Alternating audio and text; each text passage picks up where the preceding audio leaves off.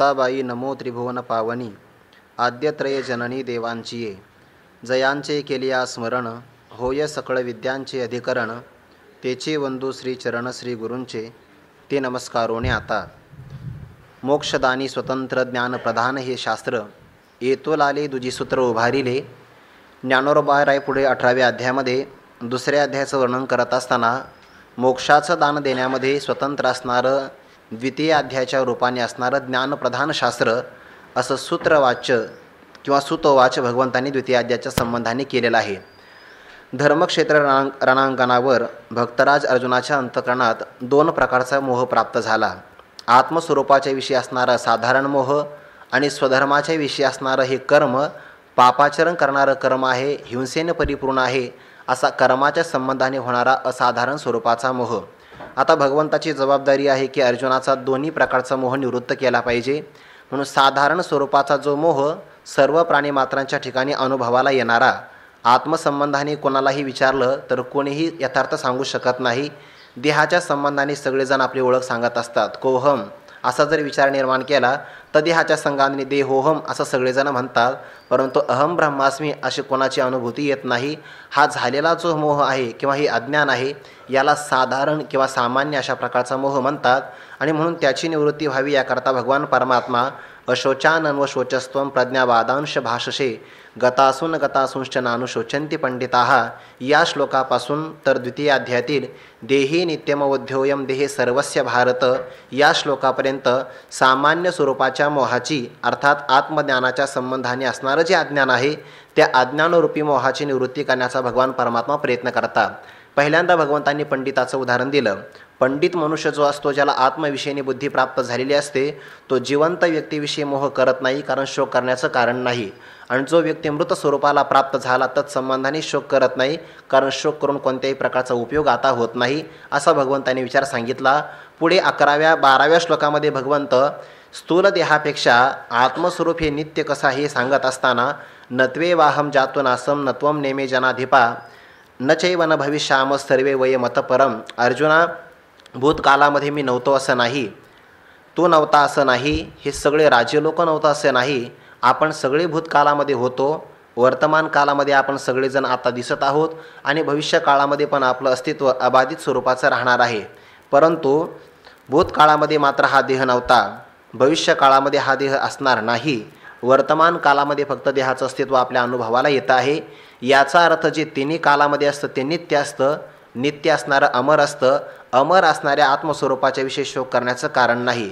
आणि जो देह भूतकालामध्ये नव्हता म्हणजे भूतकालात नव्हता, एका अवस्थेत नव्हता, भविष्यकालात राहणार नाही, दुसऱ्या अवस्थेत राहणार नाही, फक्त वर्तमान कालामध्येच अनुभवाला येतो आहे, म्हणजे ज्याचं अस्तित्व अगोदर नाही नंतर राहणार नाही, फक्त मध्यंतरी अनुभवाला येतं असा जो पदार्थ असतो तो मध्यंतरी जरी दिसला तरी तत्वता तो नसतोच. आदौ अंत्यची यन नास्ती वर्तमानेपि तत्तथा. जो अगोदर नसतो नंतर नसतो तो वर्तमान कालामध्ये जरी दिसला तरी तो नसण्यातच जमा असतो.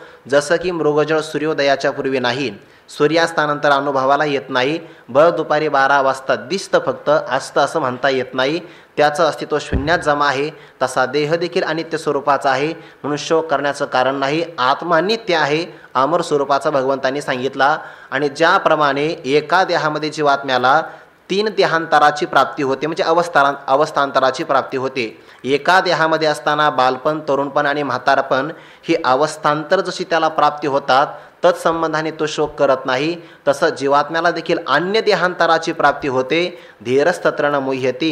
जो धीर पुरुष असतो तत्संबंधाने शोक करत नाही. भगवंतांनी पुढे एक श्लोक सांगितला की भक्तराज अर्जुनाने शंका निर्माण केली, बरोबर आहे, भीष्मादिकांचे देह जाणार, मला दुःख प्राप्त होणार, आणि भीष्मादिकांचे देह राहिले तर त्यांच्या संयोगाने मला सुख प्राप्त होईल. भगवंत म्हणतात इंद्रियांचा आणि विषयांचा असणारा संबंध कायम सुख आणि दुःख देणारा असतो, परंतु तो अनित्य स्वरूपाचा आहे, येणारा जाणारा आहे. म्हणून यांच्या संबंधाने काय करा अर्जुना, तान तितिक्षस्व, तितिक्षा धारण कर, कारण जो तितिक्षा सहन करतो तोच पुरुष परमात्म स्वरूपाला प्राप्त करण्याकरता समर्थ होतो. यमहीन व्यथयन्ते ते पुरुषम पुरुषर्षभ समदुःख सुखम धीरम स्वमृतत्वाय कल्पते. असा असणारा जो साधक आहे अमृत स्वरूपाला प्राप्त करण्याकरता समर्थ होतो. म्हणून इंद्रियांचा आणि विषयांचा असणारा संयोग अनुकूल असेल तर सुखाला कारण होतो, प्रतिकूल जर असेल तर दुःखाला कारण होतो. शहाण्या मनुष्याने सुख आणि दुःखामध्ये रमत राहू नये. सुख दुःखाला निवृत्त करावे यात आश्चर्य नाही, सुखाला देखील मनुष्याने दूर सारलं पाहिजे. कारण सुखामध्ये आणि दुःखामध्ये रमण्यामध्ये पुरुषार्थ नाही, सुखदुःखाच्या अतीत होण्यामध्ये खरा परमार्थ सफल आहे. म्हणून याच्याही अतीत आपल्याला झालं पाहिजे असं भगवंतांनी सांगितलं. असा जो पुरुष असतो केवळ स्वरूपाला प्राप्त होतो. यावर काल थोडासा आपण विचार केला.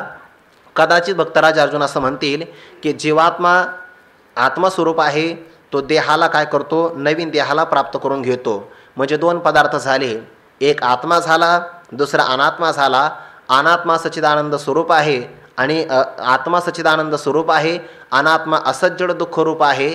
तर आत्म्याप्रमाणे अनात्मा पदार्थ सच्चिदानंद स्वरूप का होत नाही, किंवा अनात्म्याप्रमाणे आत्मा असज्जड दुःखरूप मिथ्या का होत नाही, अशी शंका निर्माण केली. यांच्यामध्ये भेद काय आहे, तर भगवंतांनी तो भेद सांगत असताना पुढील श्लोकामध्ये सांगितला, नासुतो विद्यते भावो ना भावो विद्यते सतः उभयोरूपी दृष्टांतस्त्वनयोस्तत्वदर्शिभिः. अर्जुना, जो सत्पदार्थ असतो त्याचा कधी अभाव होत नाही आणि जो असत पदार्थ असतो त्याची विद्यमानता कधी अनुभवाला येत नाही.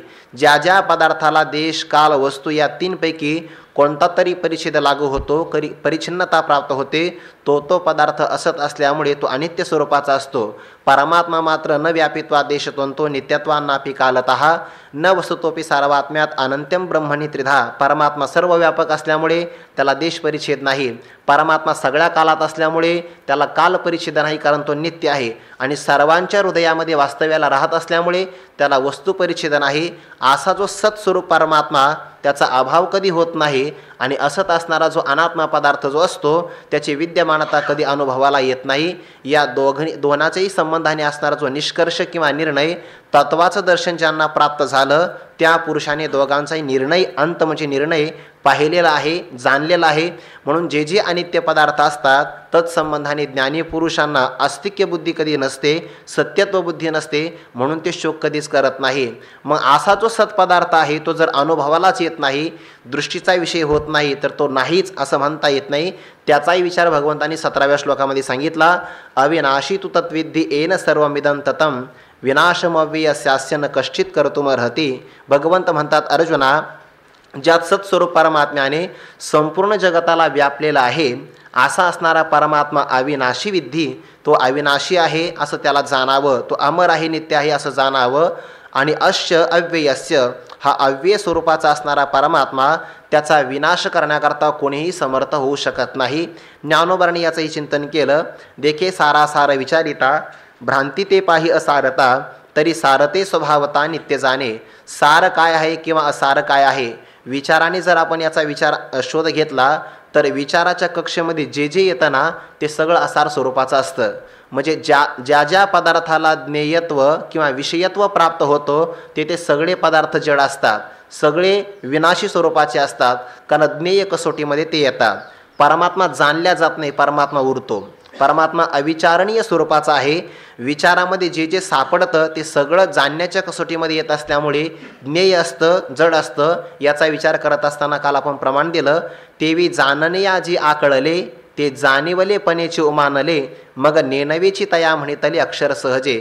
जाणण्याच्या कसोटीमध्ये आणलं, ज्ञेय ठरलं ना, याच्या माध्यमातून ते मोजल्या गेलं. आणि परमात्मा मात्र ज्ञेय कसोटीमध्ये प्राप्त होत नसल्यामुळे त्याला अक्षर असं म्हटलेलं आहे, कारण तो ज्ञानाचा विषय होऊ शकत नाही. मग असणारी अहम ब्रह्मास्मी इत्याकारक वृत्ती फक्त अज्ञानाला निवृत्त करते, इथपर्यंत तिची मजल आहे, परमात्म्याचं प्रकाशन करत नाही. असा सार आणि असारतेचा विचार केल्यानंतर जी भ्रांती असते ती असार स्वरूपाची असते आणि स्वभावता जे नित्य असतं ते सार असतं. मग तो सार स्वरूपाचा परमात्मा अनुभवाला का येत नाही, तो जगावरून जाणला जातो.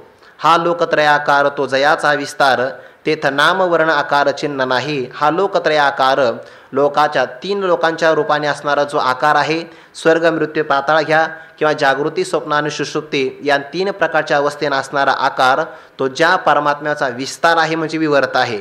अर्थात संपूर्ण जगत हे अध्यस्त आहे आणि त्या परमात्म्याच्या अधिष्ठानाच्या ठिकाणी मात्र कोणत्याही प्रकारचं नाम नाही, वर्ण रंग नाही किंवा त्याला आकार कोणता नाही आणि कोणत्याही प्रकारचं चिन्ह किंवा लक्षणही नाही.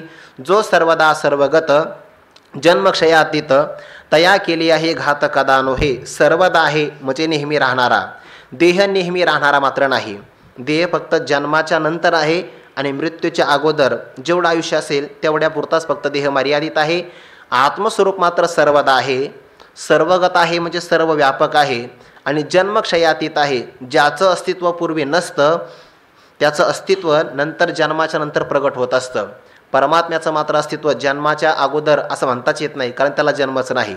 देहाच्या जन्माच्या ही अगोदर तो आहे, देहाचा नाश झाल्यानंतरही तोच राहणार आहे. जन्मक्षयातीत तया केली आहे घात कदा नोहे. आणि त्याचा घात करण्याचा मनात जरी आणला तरी कधीही घात होत नाही. थोडासा कालचा आपण विचार इथपर्यंत केला संदर्भ घेण्याकरता. आता भगवंत पुढे 18व्या श्लोकामध्ये विचार सांगतात.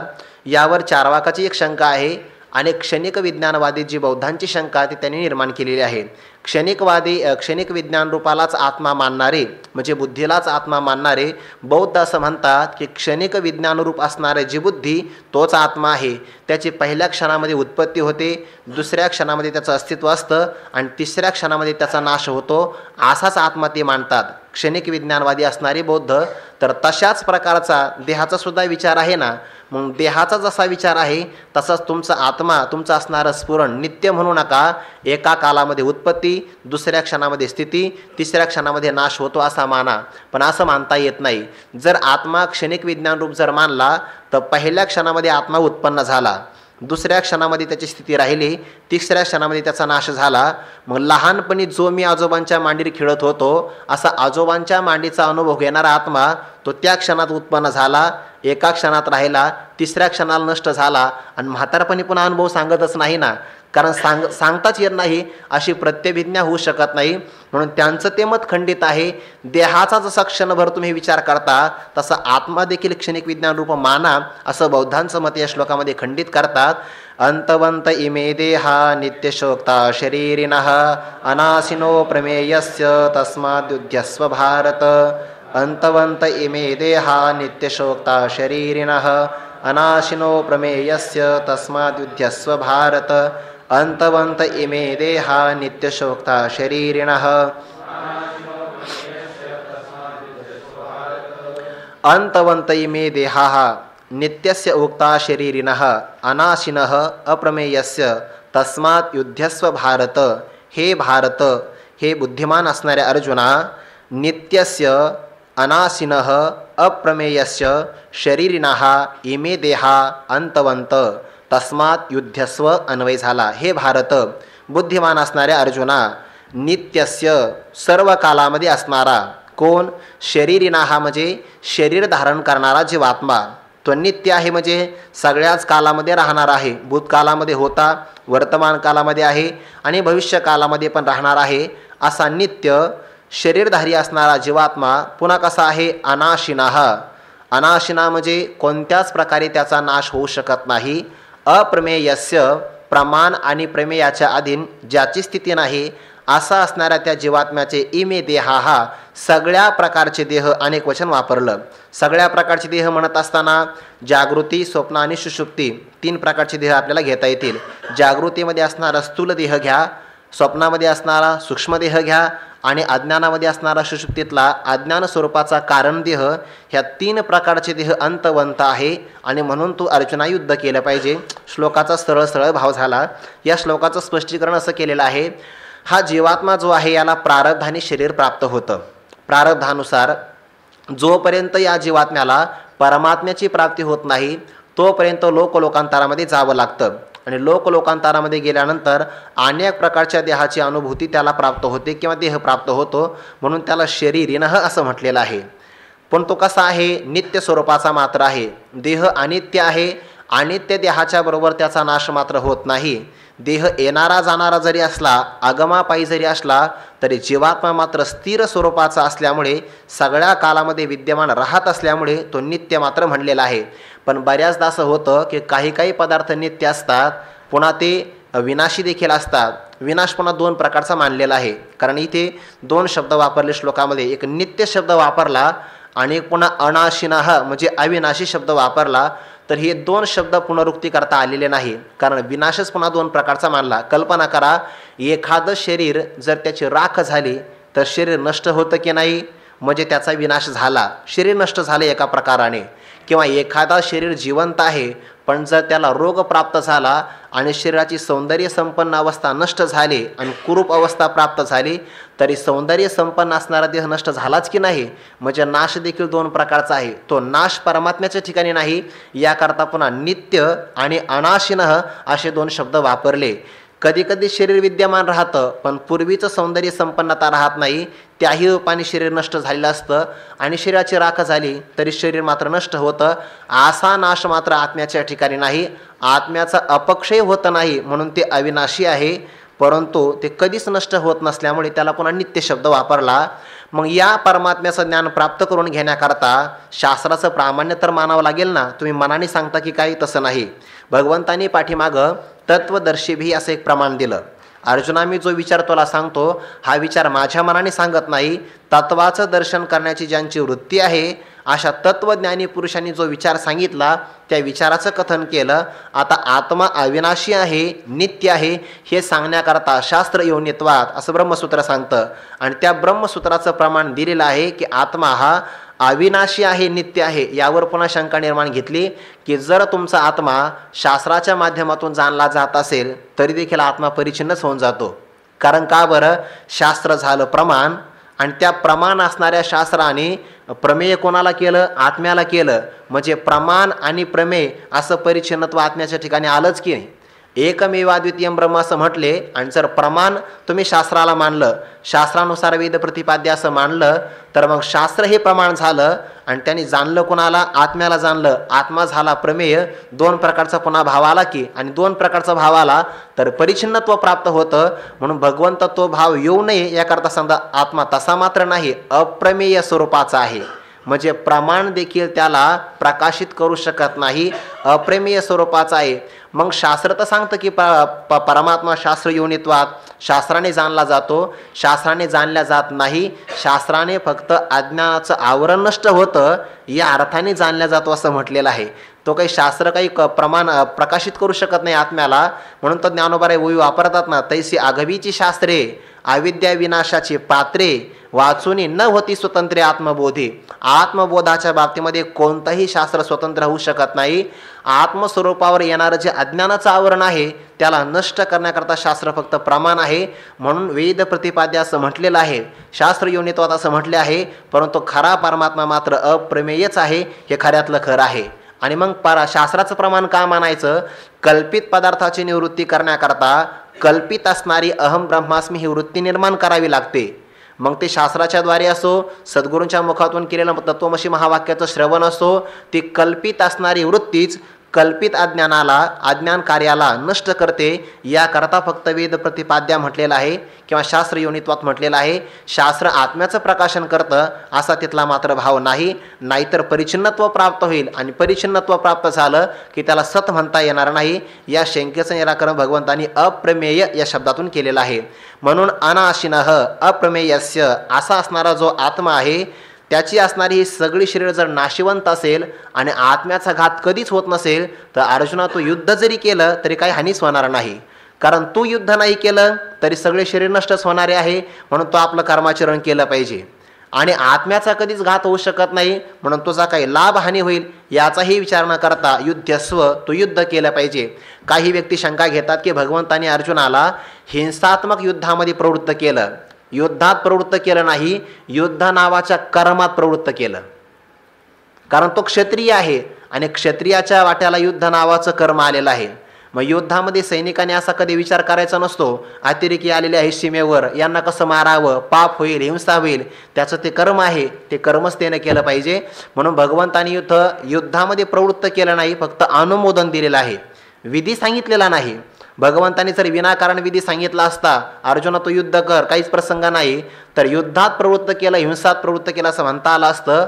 पण युद्धाकरता अर्जुन प्रवृत्त झालेलाच आहे ना, तो म्हणतो आहे ना भगवंताला, उभयो सेनयो मध्ये रथम स्थापय मेच्युत, दोन्ही सैन्यांच्या मध्यभागी माझा रथ उभा करा. युद्ध करता आलेलाच आहे, फक्त अनुमोदन मात्र दिलं. तस्मात युद्धस्व भारत. बाबा काही सांगायचं? ज्ञानोबा आता यावर स्पष्टीकरण करतात. आणि शरीर जात आघवे हे नाशवंत स्वभावे, म्हणून तो आज झुंजावे पंडुकुमारा. एकाच ओळीमध्ये स्पष्टीकरण करतात. आणि शरीर जात आघवे, हा आणि जो शब्द आहे पाठीमागच्या ओळीशी याचा संबंध आहे, तर दोन्ही ओळीचा अर्थ लागतो. पाठीमागची ओळी अशी आहे, जो सर्वदा सर्वगत जन्मक्षयातीत तया केली आहे घात कदा नोहे, आणि शरीर जात आघवे हे नाशवंत स्वभावे. कारण उभयान्वयी अव्यय आहे ना हे. आणि शब्द आला की तो दोन वाक्याला जोडत असतो. मग आणि शब्दाने आपण दोन वय जोडून घ्यायच्या. जो सर्वदा आहे, सर्वगत आहे, जन्मक्षयातीत आहे, त्याचा घात जरी करण्याचा मनात आणला तरी घात होऊ शकत नाही. आणि याच्या उलट त्याला सोडून जेवढे काही शरीराचे समूह आहे, शरीर जात जात म्हणजे समूह, ते सर्वच्या सर्व नाशवंत स्वभावे, स्वभावतः शरीराचा नाश होणार आहे. नाश 3 प्रकारचा सांगितला जातो. एक आश्रय नाश, परतः नाश आणि स्वभावनाश. कल्पना करा, हे शरीर एखाद्या घरामध्ये राहत आहे. या शरीराला आश्रय आहे घर, आणि भूकंप झाला. आश्रयाचा परिहित काय झालं, घराची भिंतच आपल्यावर कोसळली. म्हणजे आश्रय जो आहे घर, ते पडल्यामुळे शरीराचा काय झाला, नाश झाला. पहिला नाश. परतः नाश, एखाद्या शत्रूने शस्त्र आणलं आणि आपल्यावर आघात केला. परतः म्हणजे दुसऱ्याने केलेला नाश. आश्रय नाश झाला नाही, परतः नाश झाला नाही, तरी एक स्वाभाविक जो नाश असतो तो शरीराचा मात्र होतच असतो. त्याकरता काहीच करावं लागत नाही, फक्त प्रारब्धाची वाट बघावी लागते, बाकी काही करायला लागत नाही. तर स्वाभाविक नाश ठरलेला आहे. ज्ञानोबा ते शरीराचं वर्णन करतात ना पुढे 13व्या अध्यायामध्ये.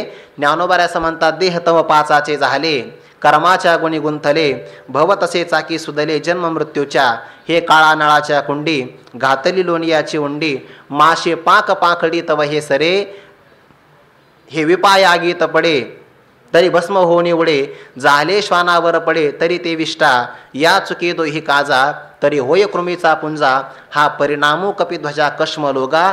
या देहाची अशा प्रकारची अवस्था सांगितली. देह तव पाचाचे झाले, पंचमहाभूतांचं एकत्रीकरण झालं, पंचीकरण झालं, त्यापासून स्थूल देहाची निर्मिती झाली. झालं की नाही? पाचाचे झाले. कर्माच्या दोऱ्यामध्ये गुंतलेला आहे शरीर.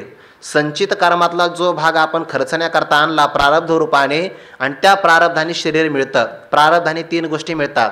पहिल्यांदा प्रारब्धाने शरीर मिळतं, दुसऱ्यांदा शरीराचं आयुष्य मिळतं, आणि त्या शरीराचं आयुष्य जोपर्यंत आहे तोपर्यंत मध्यंतरी लागणारे सगळे सुखदुःखाचे भोग तेही प्रारब्धाने मिळतात.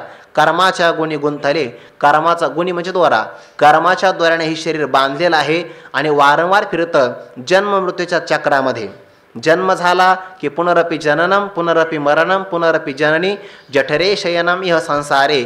एक जन्म प्राप्त झाला की लगेच मृत्यू, मृत्यू झाला की पुन्हा जन्म.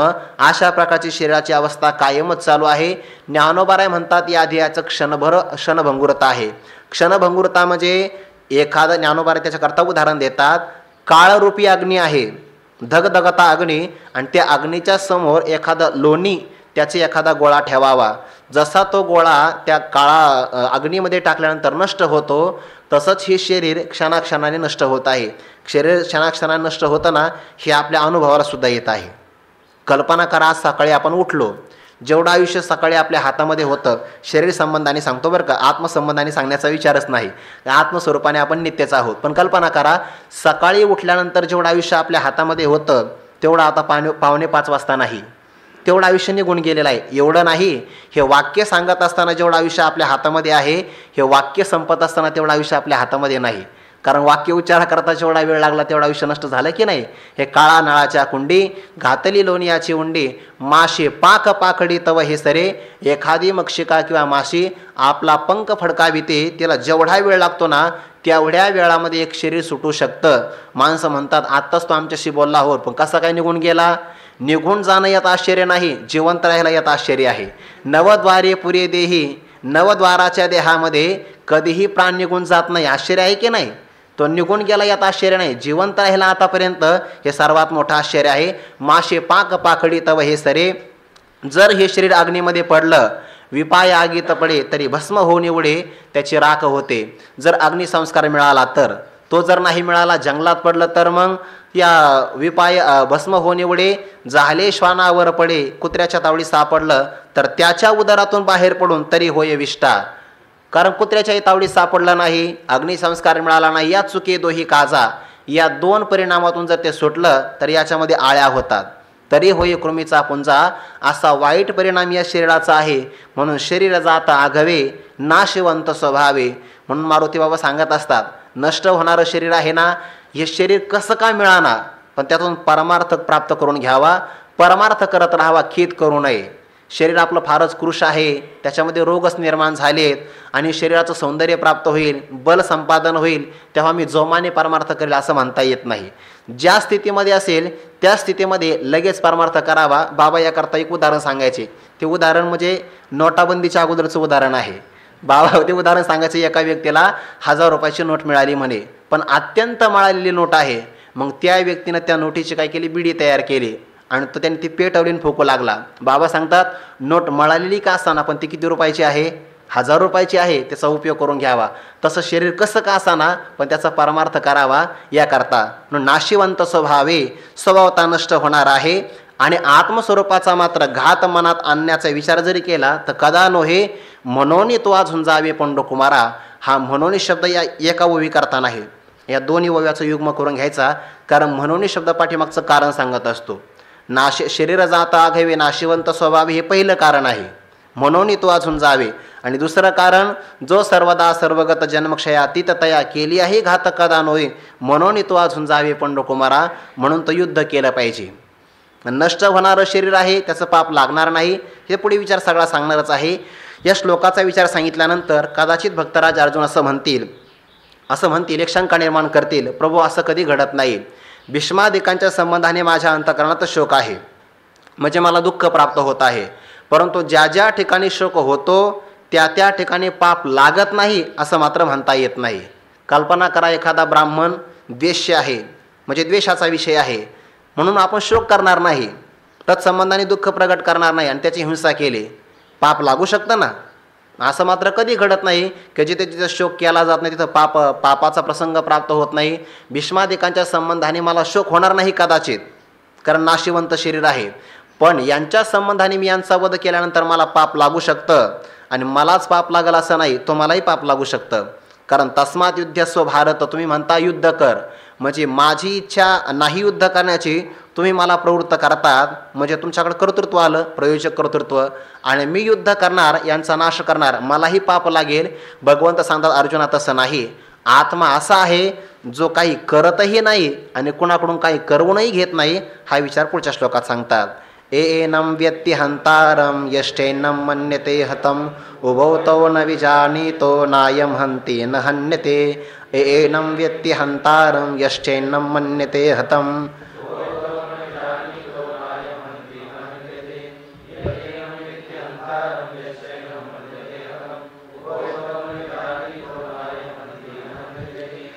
यह एनं व्यक्ति हंतारम यह च एनं मन्यते हतम उभौ तौ न विजानीतः न अयम हंति न हन्यते. हे अर्जुना, यह जो पुरुष एनम आत्मानम हंतारम व्यक्ती, या आत्म्याला जो हंतारम मारणारा आहे, म्हणजे दुसऱ्याला मारणारा आहे, करता आहे, हरण क्रियेचा करता आहे असं मानतो, मन्यते, त्याचप्रमाणे एनम आत्मानम हतम मन्यते. तसंच दुसऱ्याच्या हातून हा आत्मा हतम म्हणजे हनन क्रियेचं कर्म आहे, म्हणजेच मारला जाणार आहे असं मानतो. असे दोघेजण देखील उभवतो, ते दोघेजण न विजानितः जाणत नाही. काय जाणत नाही? हा आत्मा करताही नाही, हनन क्रियेचा करता होऊ शकत नाही आणि हनन क्रियेचं कर्म देखील होऊ शकत नाही. म्हणजे हा कुणाला मारतही नाही आणि कुणाकडून मारविल्या देखील जात नाही. जर कुणाकडून मारविला गेला तर तो कर्म झालं आणि कुणाला मारलं तर तो कर्ता झाला. हा कर्ताही होऊ शकत नाही, कर्मही होऊ शकत नाही असं ते दोघे जण जाणत नाही. कारण अयम न हंती, हा कुणाला मारतही नाही, न हन्यते आणि कुणाकडून मारविल्या देखील जात नाही. आत्मा एक स्वरूपाचा आहे, मारल्या जात नाही. मग सगळ्या क्रिया होतात देहाच्या संबंधाने. देहाच्या संबंधाने सगळं घडू शकतं, आत्म्याच्या संबंधाने मात्र एकटाच एक असल्यामुळे कुणाला मारवितही नाही आणि कोणाकडून मारविल्याही जात नाही, म्हणून पापाचा प्रसंग तुला प्राप्त होईल किंवा मी तुला सांगत असल्यामुळे मला प्राप्त होईल असा भाव मनामध्ये अर्जुन आणू नको. तो भाव ज्ञानोबा पुढे सांगतात. तू धरुणी देहाभिमानाते दिठी सुनी शरीराते मी मारिता हे मरते म्हणता हासी तरी अर्जुना तू हे नेनसी जरी तत्वता विचारीसी तरी वदिता तू नवसी हे वद्य नवती. या 2 ओव्यांचं युग्म आहे, जोडी आहे. तो धरुणी देहाभिमानाते अर्जुना तू देहाभिमानाते धरुणी देहाभिमान धारण करून. कोणता देहाभिमान? मी जगी एक अर्जुन ऐसा देही वाहे अभिमान आणि कौरवांते या स्वजना आपुले म्हणे.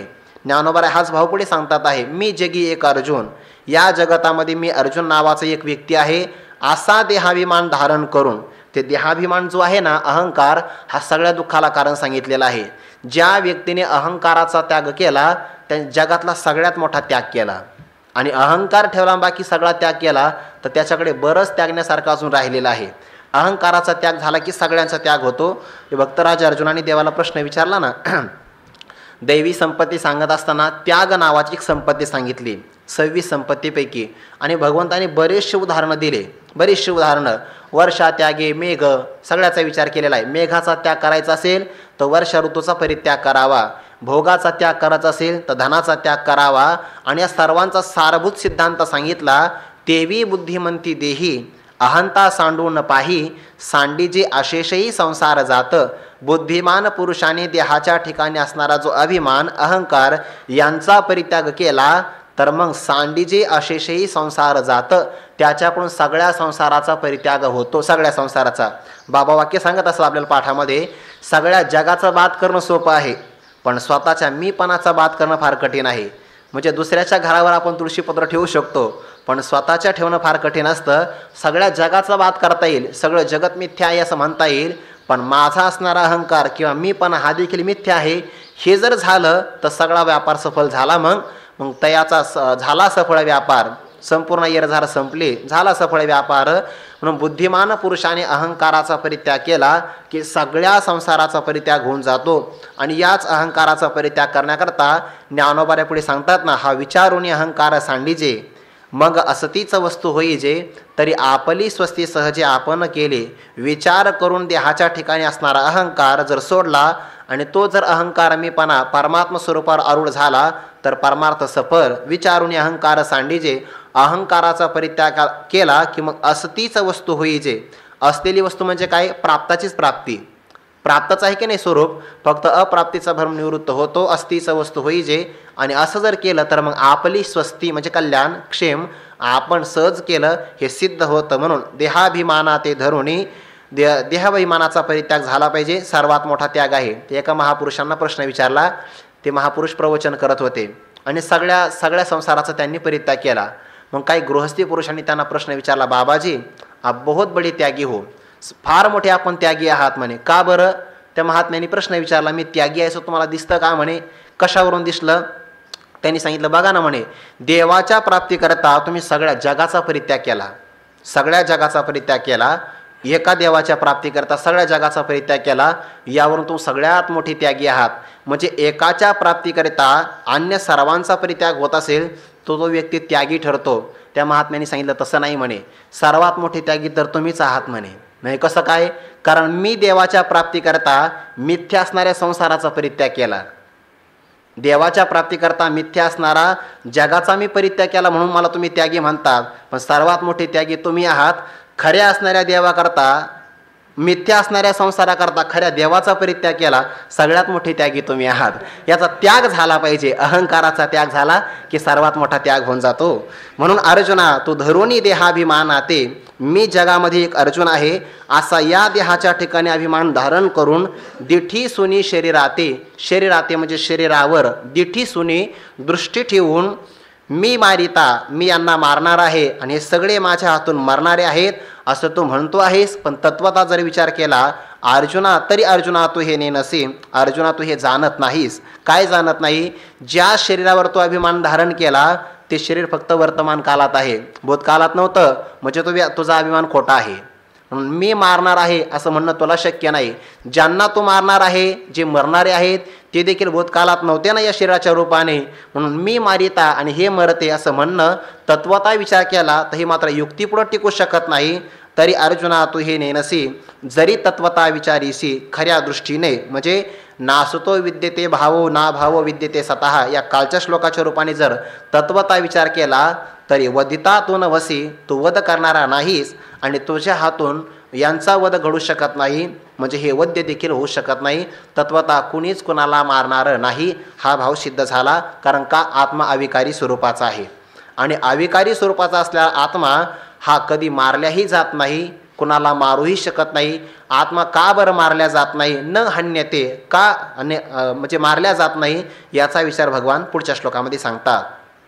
न जायते म्रियते वा कदाचिन् नायं भूत्वा भविता वा न भूयः अजो नित्यशाश्वतोऽयं पुराणो न हन्यते हन्यमाने शरीरे वेदा विनाशिनं नित्यं येनमजमव्ययं कथं स पुरुषः पार्थ कं घातयति हन्तिकं न जायते म्रियते वा कदाचिन्.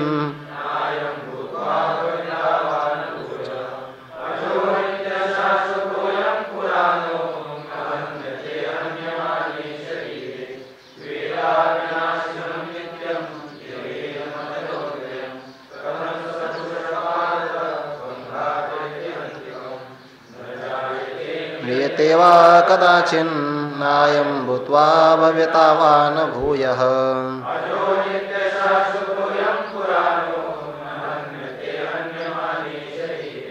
वेदा विनाशिनं नित्यं येनमजमव्ययम्.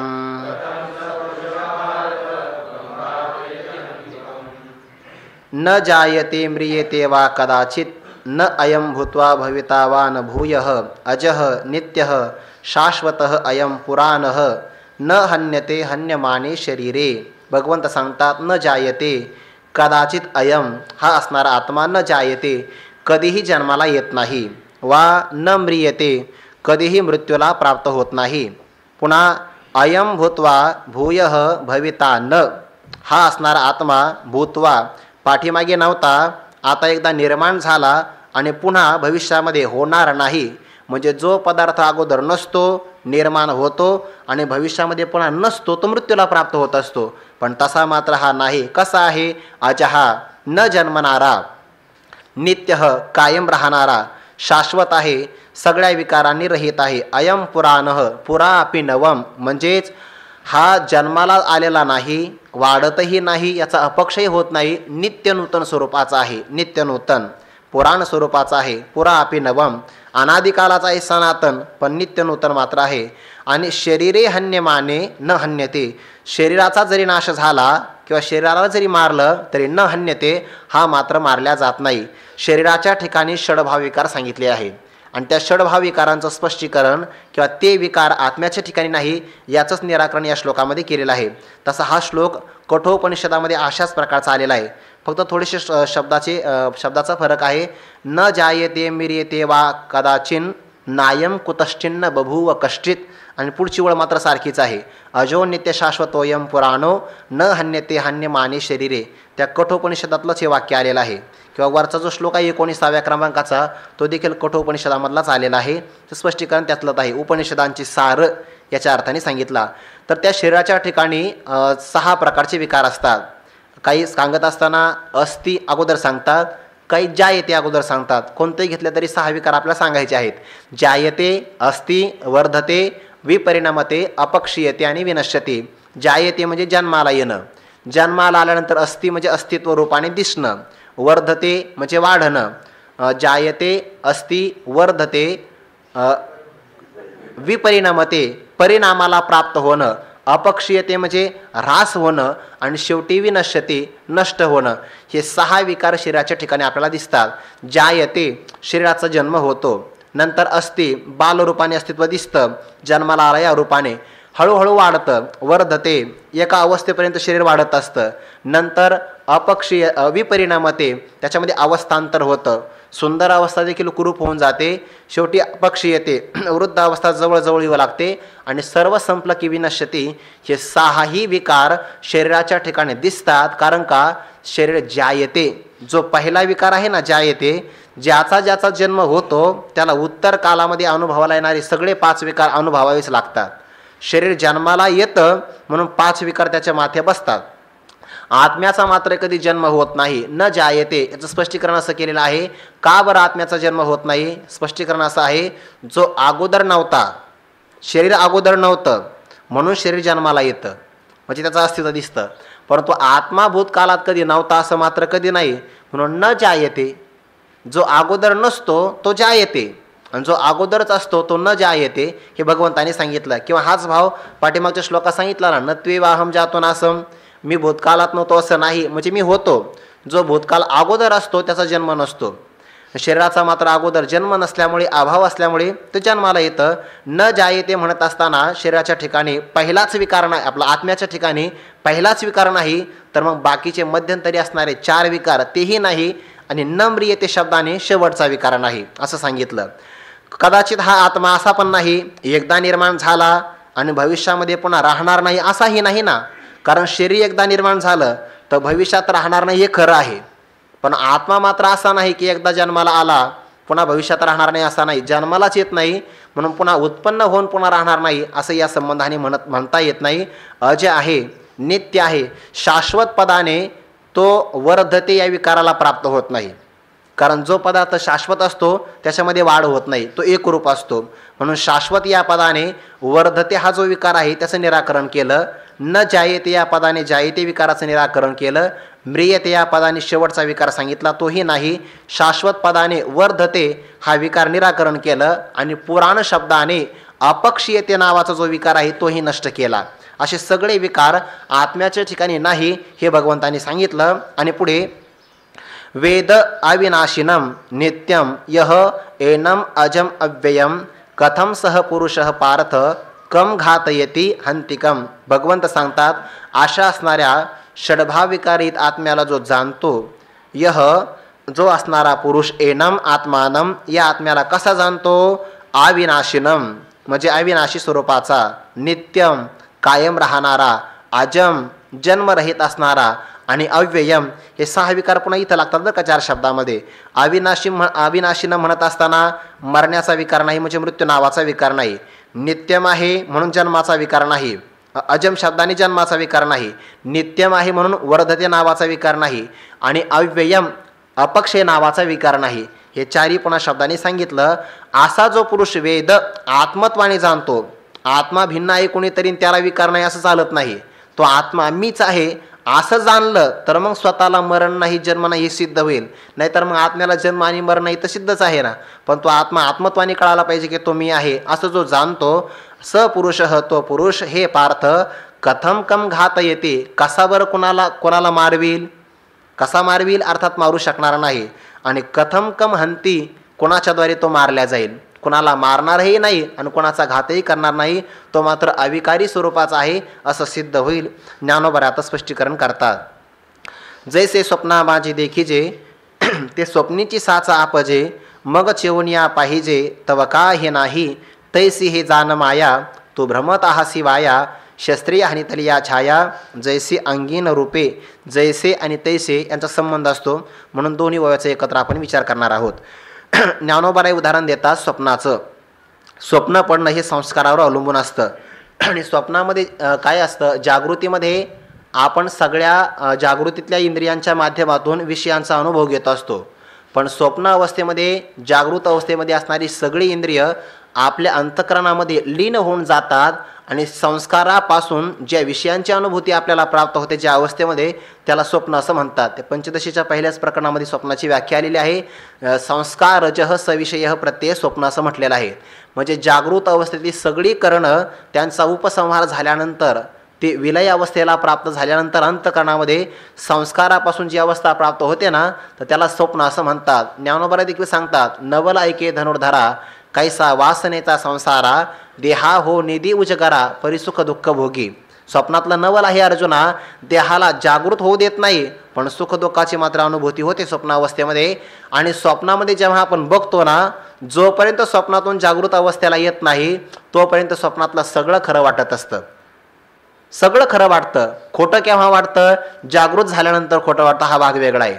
म्हणून तर ज्ञानोबा असं म्हणतात, स्वप्नातलं काही असू द्या, स्वप्नीचे नि अमृते अमरा नोहिजे. स्वप्नात अमृत प्राप्त झालं, जागृतीमध्ये कोणी अमर होत नाही. आगा स्वप्ने निधान पाहावे, परिचयली हरपी आगवे. स्वप्नात निधान प्राप्त झालं, ठेवा प्राप्त झाला, जागृतीत त्याचा उपयोग नाही. किंवा स्वप्नामध्ये राज्य प्राप्त झालं किंवा मरण प्राप्त झालं तरी ते हर्षाला किंवा शोकाला कारण होत नाही. स्वप्नीचे राज्य का मरण नोही हर्ष शोकाशे कारण, उपवडली जाणची या परी. ते स्वप्न आपल्याला कंठगत असणारी, हे विचार सागरामध्ये स्पष्टीकरण आलेलं आहे, विस्ताराने विचार. कंठामध्ये एक पुरीतत नावाची नाडी आहे आणि त्या नाडीमध्ये आपलं मन क्षणभर फक्त प्रवेश करतं तर सगळं स्वप्न आपल्याला दिसतं. आता त्या नाडीचं परिमाण किती मोठं आहे? मोठं नाही, फार सूक्ष्म आहे. परिमाण म्हणजे जागा त्या नाडीची किती आहे? कल्पना करा, एखादा नुकतंच जन्माला आलेलं लहान मूल आहे, त्याच्या डोक्यावरचा एक केस घ्यायचा मनातल्या मनात. त्या केसाचे आपण 100 तुकडे केले, 100वा जो हिस्सा असेल त्याचे पुन्हा 100 करायचे. 100 गुणिले 100 असं मी कीर्तनात एका जणाला विचारलं. त्याने सांगितलं 100 गुणिले 100 200. म्हणलं बरोबर आहे, 8वी पर्यंत त्यामुळेच पास करतात सगळेजण. 100 गुणिले 100 10,000 होतात. तो 10,000वा केसाचा हिस्सा जितका बारीक असेल तितकी आपल्या कंठामध्ये पुरीतत नावाची नाडी आहे. आणि त्या नाडीमध्ये आपल्या मनाने क्षणभर प्रवेश केला. क्षणभर अल्प काळ आहे आणि लहान, अत्यंत लहान प्रदेश आहे. म्हणजे अल्प देशामध्ये अल्प काळामध्ये स्वप्न पडतं. म्हणजे स्वप्नाला कालावधी पण खूप कमी आहे आणि ज्या जागेत स्वप्न पडतं ती जागा देखील अत्यंत कमी आहे. म्हणजे जे जे अल्प काळात असतं, अल्प देशामध्ये असतं, ते स्वप्न मिथ्या असतं. तर जागृतीला कुठेच देशकाल सांगितला नाही. स्वप्नापेक्षा जागृती अत्यंत मिथ्या आहे, पण खरी वाटती हेही तितकंच खरं आहे. म्हणजे स्वप्न कसं आहे? खोटं आहे की नाही? खोटं आहे. अल्प देशामध्ये अल्प काळात पडणारं स्वप्न, परंतु जोपर्यंत स्वप्न पडतं, स्वप्न दिसतं, तोपर्यंत स्वप्न मात्र खोटं वाटत नाही. ते जनक राजाला एक स्वप्न पडलं. स्वप्ना माझी देखीजे, ते स्वप्नीची साचा आपजे, मग चेवण्या पाहिजे तव काही नाही. जनक राजाला एकदा स्वप्न पडलं. आता जनक म्हणजे काय आहे? राजे आहे ना. आणि राजा काय सामान्य गादीवर झोपणारा नाही. चंदनाचा पलंग, अनेक प्रकारचे पुष्प सुगंधित ज्यावर अंथरलेले आहे, अशा शय्येवर जनक राजे एकदा विराजमान झाले आणि थकल्यामुळे लगेच झोप लागली. काय, जो मनुष्य थकतो, श्रम करतो ना, त्याला गोळी घ्यावी लागत नाही, त्याला चांगली झोप लागते. कारण श्रम झाले प्राप्त शरीराला की चांगल्या प्रकारची झोप लागते. जनक राजांना झोप लागल्याबरोबर सैनिक रक्षण करतात त्यांच्या हातामध्ये तळपत्या तलवारी आहे. त्या नगराच्या बाहेर खंदक आहे, शत्रू प्रवेश करू शकत नाही. आणि अशा जनकाला त्यांच्या नगरीमध्ये स्वप्न पडल्यानंतर स्वप्न असं भयंकर पडलं की शेजारच्या राजाने स्वप्नामध्ये असताना त्यांच्यावर आक्रमण केलं. आता आक्रमण राज्य कोणतं जरी असेल ना, त्या राज्यामध्ये 2 महत्त्वाच्या गोष्टी असाव्या लागतात. एक, राज्य समृद्ध असावं लागतं आणि राज्य निष्कंटक असावं लागतं. जे राज्य समृद्ध आहे, निष्कंटक आहे, ते राज्य खरं सुखी आहे. आपला भारत समृद्ध आहे पण निष्कंटक आहे असं म्हणता येत नाही. जनक राजाच्या राज्यावर शेजारच्या राज्याने आक्रमण केलं, बरंच सैन्य मारल्या गेलं परचक्र आल्यामुळे. आता शेवटी राजा तर जिवंत राहायला पाहिजे ना. स्वतःचा जीव कोणालाही प्रिय असतोच की नाही? सर्वांना असं वाटतं, इयम आत्मा परानंद परप्रेमास्पदम यतः मानभुवम हि भूयासम, मीच असावं कायम असं सर्वांना वाटतं. आपल्या प्राणाचं रक्षण व्हावं याकरता जनक राजे पळत सुटले. तो शत्रू राजा त्यांचा पाठलाग करतो आहे.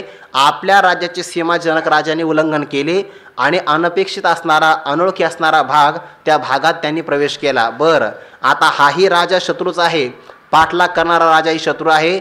जनक राजे रात्रभर धावतात, स्वप्नामध्ये रात्रभर धावतात. त्या काटेरी वनस्पतीतून धावत असताना सगळा असणारा पोशाख, सगळे वस्त्र फाटले गेले आणि शेजारच्या राज्यामध्ये सकाळी सकाळी जनक राजे जंगलात प्राप्त झाले. एका जंगलामध्ये पाहतात, आता कोणी आपल्याला ओळखू शकत नाही. म्हणजे युद्धामध्ये काही खाल्लं नाही, रात्रभर धावतात, पाठलाग करताय शत्रू म्हणून.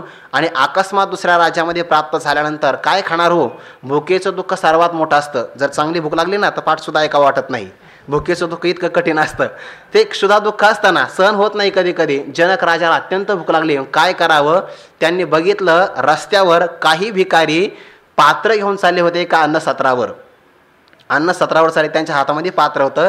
जनकाने विनंती केली, कुठे चाललात? म्हणे समोर अन्नसत्र चालू आहे, 12 वाजले ना, आता भुकेची वेळ झाली.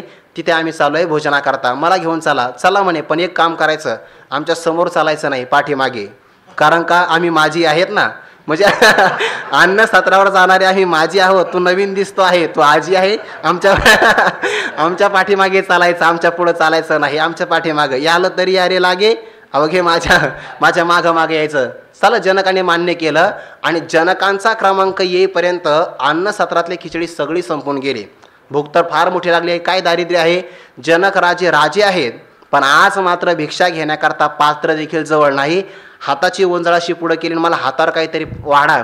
त्या अन्न सत्रावाल्याने सांगितलं काही राहिलं नाही म्हणे, फक्त एक काम करा, त्या पात्रामध्ये किंवा पातेल्यामध्ये खाली लागलेली खिचडी जर असेल तर ती तुम्ही घेऊ शकता, जाव म्हणे. भांडे धुण्याचं काम चालू आहे. आता नाईलाज झाला, भुकेचं दुःख फार मोठं असताना काहीतरी मिळावं आणि क्षुधा शांत करावी.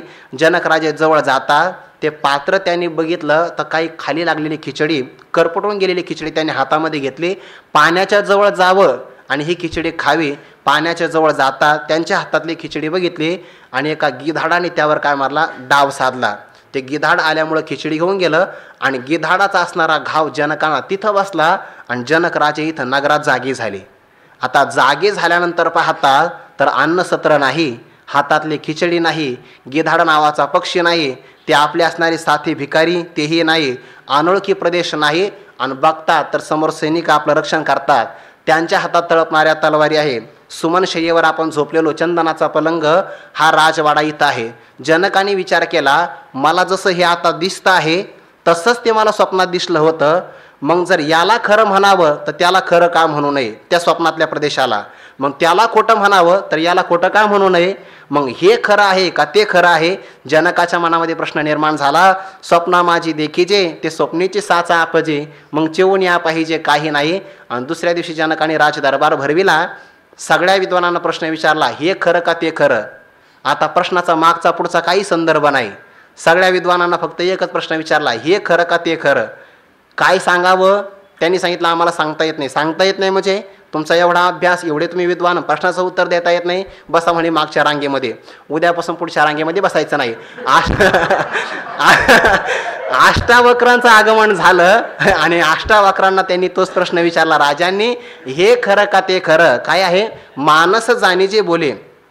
अष्टावक्रांना जनकाचा भाव कळाला की यांच्या मनामध्ये काय आहे. मानस जाणी जे बोले शब्दावरून कळालं ना, पूर्वावस्था जाणली. अष्टावक्रांनी राजांची सांगितलं, राजा हे खरं का ते खरं हा जर तुझा प्रश्न आहे ना, तर उत्तर असं आहे, जर तुला हे खरं वाटत असेल तर तेही खरं आहे, आणि जर तुला ते खोटं वाटत असेल तर मग हेही खोटं आहे. हे तसं ते, हे खरं का ते खरं, हे तसं ते किंवा ते तसं हे. म्हणजे जागृती ही स्वप्नाचं आहे आणि स्वप्न ही स्वप्न आहे. आणि जर तुला जागृती खरं वाटत असेल तर स्वप्नही खरं आहे. दोन्हीमध्ये काय आहे, कोणत्याही प्रकारचा विशेष नाही, सामानच आहे. म्हणून ज्ञानोबा म्हणतात ना, हे जे आपण पाहतो, जे जे देखणे सकळ, ते स्वप्नीचे मृगजळ, ते स्वप्न नाही, स्वप्नातलं पुन्हा मृगजळ आहे. म्हणून जागृती देखील स्वप्नापेक्षा खोटी आहे. जैसे स्वप्ना माझी देखीजे, ते स्वप्नेची साचा आपजे, मग चेवून या पाहिजे तव काही नाही. स्वप्नातलं खोटं वाटण्याकरता जागृती नावाचं अवस्थांतर व्हावं लागतं. बाबांचंच वाक्य पाठातलं. स्वप्नातलं सगळं खोटं वाटण्याकरता जागृती नावाचं अवस्थांतर व्हावं लागतं. जागृती नावाचं स्वप्न खोटं वाटण्याकरता ज्ञानांतर व्हावं लागतं. म्हणजे मी देह आहे हे ज्ञान जाऊन मी परब्रह्म स्वरूप आहे हे ज्ञानांतर, अन्य ज्ञान प्राप्त झालं अध्यात्मविद्या, की मग हेही खोटं वाटतं. म्हणून तर संतांना आसक्ती नसते. भक्तायसे जाना जे देही उदास. स्वप्नात अनेक देह भासतात, त्यापैकी एका कोणत्या तरी देहाला आपण मी म्हणून गृहीत धरतो. तसं जागृतीतले अनेक देह आहे, त्या देहापैकी या देहाला मी गृहीत धरलं, सगळा व्यवहार सुरू झाला. हे तसं ते असं मानलं की सगळे प्रश्न सुटतात.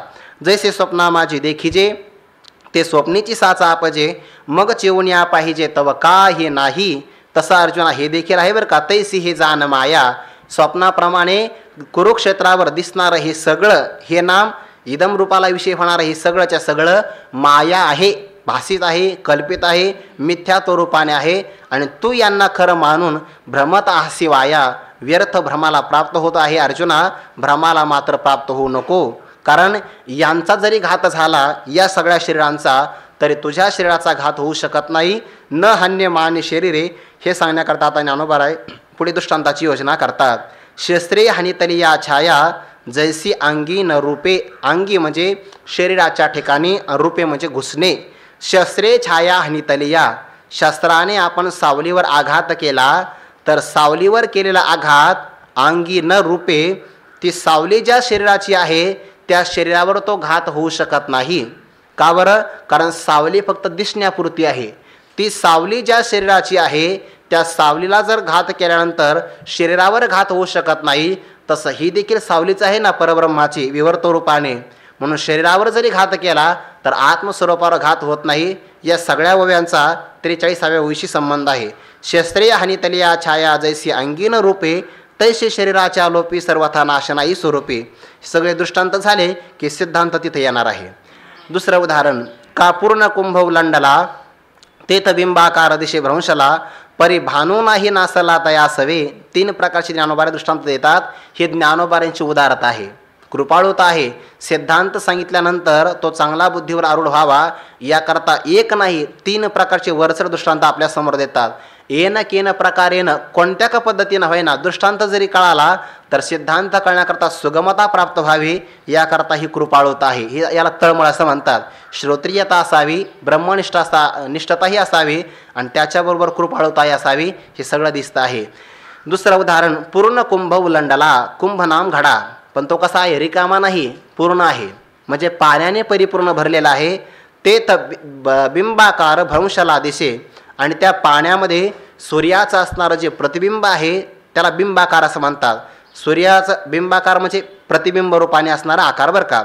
तो भ्रंशला का बरं? कारण कुंभ उलंडला, पाण्याचा असणारा कुंभ जर उलंडला, सांडल्या गेला तर त्या पाण्यामध्ये प्रतिबिंबित होणारं जे सूर्याचं प्रतिबिंब आहे ते हे नष्ट होतं. पण सूर्याचं प्रतिबिंब नष्ट झालं म्हणून तया सवे, त्याच्याबरोबर भानू नाही नासला, मूळ बिंब रूपाने असणारा सूर्य मात्र नष्ट होऊ शकत नाही. हे झालं उदाहरण. तसं तुमचं आणि आमचं सर्वांचं शरीर हा एक कुंभच आहे. या कुंभामध्ये अंतःकरण हे पाणी आहे, सत्वगुणाचं कार्य असल्यामुळे, आणि परमात्म्याचं मी रूपाने असणारं प्रतिबिंब आहे. म्हणून कुंभ उलंडला, शरीर नष्ट झालं आणि अंतःकरणच नष्ट झालं तर त्याबरोबर मी रूपाने असणारं भानही नष्ट झालं. पण त्याच्यामुळे जो मूळ असणारा आत्मस्वरूप ते मात्र नष्ट होत नाही. ते सर्वांचं काय आहे? अधिष्ठान रूपाने आहे. तेथ बिंबाकार दिशे भ्रंशला, परी भानू नाही नासला तया सवे. ज्ञानोबाला म्हणतात, ज्याने आकाशाचा सूर्य बघितला नाही त्याला हे सगळं खरं वाटेल. पै ज्याने आकाशीचा काही सत्य सूर्य देखील नाही तो थिल्लरीचे बिंब काही मानूनला आहे. तो पाण्यातल्या असणाऱ्या बिंबाला खरं बिंब मानतो. थिल्ल राचेरी झालेपणे सूर्याशी माने होणे, त्याच्या नाशने कंपे कंप. पण कुठपर्यंत? जोपर्यंत आकाशाचा सूर्य पाहिला नाही तोपर्यंत.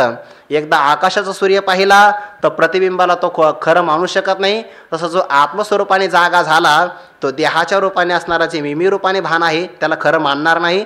त्याच्या नाशाने आत्मरूपाचा नाश होणार नाही. परी भानू नाही नासला तया सवे, ना तरी मठी आकाश जैसे, मठाकृती अवतरले असे, तो भंगलीय आपैसे स्वरूपची. ना तरी अथवा मठी, मठ आहे 4 कोणाच्या आकाराचा मठ, आणि मठ नावाची उपाधी प्राप्त झाली की त्याला मठाकाश असं म्हणायचं. जसं की घट नावाची उपाधी प्राप्त झाली त्याला घटाकाश आपण असं म्हणतो. जल नावाची उपाधी प्राप्त झाली की त्याला जलाकाश असं म्हणतात. किंवा मेघातलं पाणी प्राप्त झालं त्या आकाशाला मेघाकाश असं म्हणतात. आणि या सर्व उपाधीने रहित असणारं जे आकाश त्यालाच महाकाश असं म्हणतात. ते महाकाश मठी, आता आपला मठच आहे की नाही, मग या मठी आकाश जैसे, ज्याप्रमाणे इथली असणारी पोकळी त्यालाच आकाश असं म्हणतात. ती पोकळी कशा रूपाने आहे? मठाकृती अवतरले असे. मठाच्या आकृतीच्या रूपाने जे महाकाश आहे, ज्याला कोणत्याही प्रकारचं परिच्छेद नाही या उदाहरणाच्या रूपाने, आणि त्याला जर मठाची उपाधी प्राप्त झाली तर ते आकाश, निरव स्वरूपाचं असणारं आकाश देखील मठाच्या आकृतीने अवतरल्यासारखं भासल्यासारखं आपल्याला दिसतं. परंतु तो भंगलिया, कोण भंगलिया? तो मठ भंगलिया. त्या मठाचा जर नाश झाला तर मग आपैसे स्वरूपाची, ते जे आकाश आहे मठाच्या रूपाने अवतीर्ण झालेलं, मठाच्या आकाराने प्राप्त झालेलं ते आकाश, मठाचाच नाश झाला तर आपोआप स्वरूपाची महाकाश रूपच आहे. तसं शरीराचा जरी नाश झाला तर चैतन्याचा मात्र नाश होत नाही. सिद्धांत पुढे सांगतात, तैसे शरीराच्या लोपी सर्वथा नाश नाही स्वरूपी, म्हणून तू हे नारोपी भ्रांती बापा. भगवंताचं अर्जुनावर प्रेम आहे बरं का, म्हणून बापा शब्द वापरतात. बापा ऐक बरं का अर्जुना असं म्हणतात. शरीराच्या लोपी जसं शस्त्राचा सावलीवर आघात झाला शरीराला काही होत नाही, पाण्याने भरलेला कुंभ रिता झाला सूर्यावर काही हानी होत नाही, किंवा मठ नष्ट झाला तर महाकाशावर कोणता परिणाम होत नाही, तैसे शरीराच्या लोपी शरीराचा जरी लोप झाला मग तो आश्रय नाश होऊ द्या, परतः नाश होऊ द्या किंवा स्वाभाविक नाश होऊ द्या, असा लोप झाला तरी पण सर्वथा सर्व प्रकारे जे मूळ आत्मस्वरूप आहे नाश नाही स्वरूपी आपल्या आत्मस्वरूपाचा कधीही नाश होत नाही. म्हणून अर्जुना तू हे भ्रांती नारोपी, पण कोणती भ्रांती बरं? शरीराच्या नाशाची भ्रांती, स्वरूपी नारूपी असा अर्थ घ्यायचा. शरीराच्या नष्ट होण्याची जी काही भ्रांती आहे ती आत्मस्वरूपावर आरोपित करू नको अर्जुना. बापा असा शब्द वापरतात म्हणजे भगवंत इथं अर्जुनाला बाप म्हणतात याचं आश्चर्य करण्याचं काही कारण नाही, कारण तो भगवंत जसं नंदरायाला देखील बाबा म्हणतो की नाही तसंच तो परमात्मा इथं अर्जुनाला देखील बापा असं म्हणतो. यात आश्चर्य वाटण्याचं काही कारण नाही, प्रेमाचा स्वभाव आहे. आई म्हणते की नाही माझ्या बापा आता शांत बस, तसा हा भाव आहे प्रेमातला भाव. तैसे शरीराच्या लोपी सर्वथा नाश नाही स्वरूपी, म्हणून तू हे भ्रांती कोणती? शरीराच्या नष्ट होण्याचा जो भ्रम आहे स्वरूपी नारूपी आपल्या स्वरूपावर तो आरोपित करू नको, त्याचा आरोप करू नको असं भगवंत सांगतात.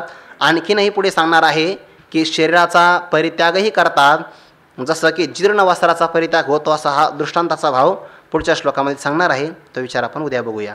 पुंडली कवरदारी विठ्ठल श्री ज्ञानदेव तुकाराम मौली ज्ञानेश्वर महाराज की जय.